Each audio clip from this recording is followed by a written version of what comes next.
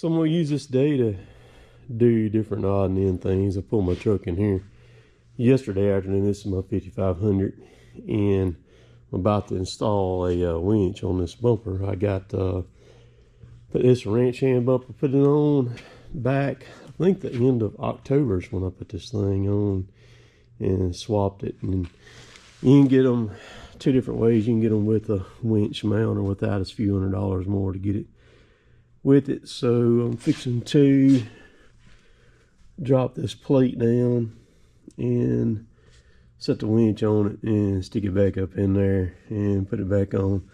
The winch that I'm gonna put on it's not anything special. I had price checked a Warn 16,500, I believe is what it is, where I bought this bumper from, and they come in at they're $3 grand for those winches, which is quite a lot of money. I'm sure it's worth it, but it may or may not. I've had kind of odd and end things with winches. You know, sometimes they work, sometimes they don't. It really doesn't matter whether it's a Warn or a cheap one or whatever. They're all, to me, I've had to pull quite a few of them apart and work on them, and different things happen to them to make them get back to working. But so this one here, I just got a winch. It's just a 12,000 pound winch that I got from Harbor Freight, and it's I had them marked down the other day for Black Friday stuff going on, so I ended up not paying but a little over $500 for the winch. So that's what I'm gonna put on here. It's not, like I said, nothing special, nothing to, just a kind of a mainly a look aspect. I like how it made the front of the truck look. I'm gonna do a little follow-up on the video about the new machine. You know, what would I end up buying, you know, and I showed Caterpillar in there. I hadn't showed any other brands or anything like that, but there was one comment that kind of got repeated 2 or 3 times there in the comment section, and it went like this right here. You know, the machine that I was showing in there, which doesn't necessarily decide, hey, that's what I'm going with. I was just perusing around looking. What is a 308? Well, there were several comments that said, hey, what about the 309? What about 309? The reason why people say 309 is because it's got a dedicated pump for nothing but the auxiliary, and which is great for running a mulcher or a brush cutter on a machine, because then it allows you to track and you've got power still going back to your attachment out there. Which, keep in mind, I don't run a mulcher. I do not want to get in that business, not with an excavator or anything along those lines. So a brand new 308 cost over $150,000 right now.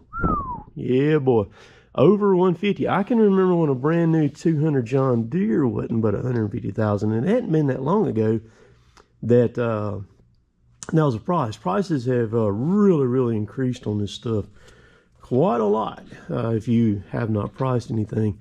So a 308, like I said, is over 150 brand new. A brand new 309 is over $12,000 more.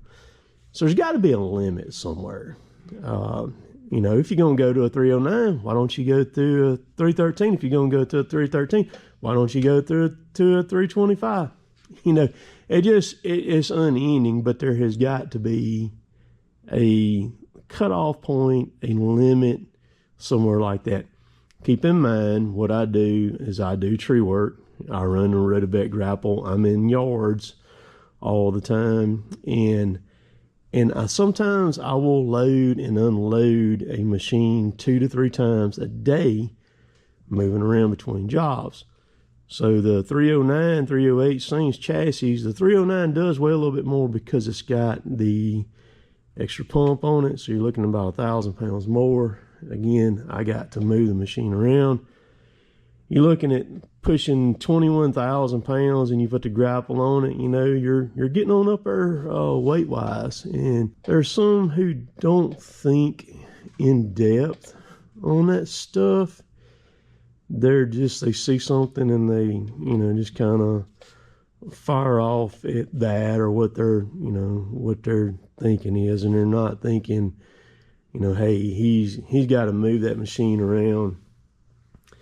He is going to be in yards. And what you didn't see was there was several other smaller machines sitting right there. There's a 306 right there, there's 307 sitting right there. It all needs to boil back down to who and what you can get the best service from, and bingo, right there it is. Let's talk about Kubota for just a second. Kubota's they're in a bad bind right now. Kubota, the last few years, has really struggled on getting machines out.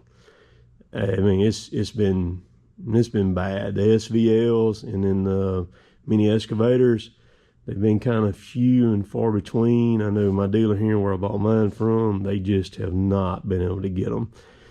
And oh, by the way, right now Kubota is in the process of swapping from the 80-4 to a 80-5. They've already got the 57-5 out, but there's no difference between the 4 and the 5, hydraulic wise, structure wise, anything like that, other than the cab. The cab and the instrumentation inside the cab is the only thing that's different.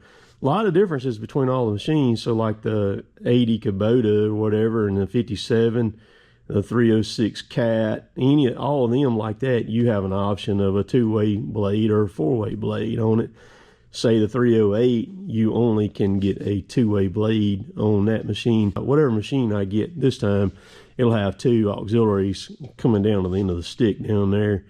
And so like on the Kubota end, if the machine's sitting there on the lot, because I ran into this on my 57, when I bought it, it had 1 auxiliary on it. Well, I figured I could go back and add it to it after the fact. I found out really quick that that's not an option. You can't. That if you're going to put a second set of auxiliaries on a Kubota, it has to be done at the factory when it's being built. You cannot add them to it. So there's just a lot of stuff to consider, and in everything that you do, it adds a little bit to it, you know. So hopefully all this kind of sheds some light on some things. We had another pretty good rain last night, so I didn't really plan to do anything today at all, except for this right here. Hope y'all have a great day today. We'll catch y'all later. Later, taters.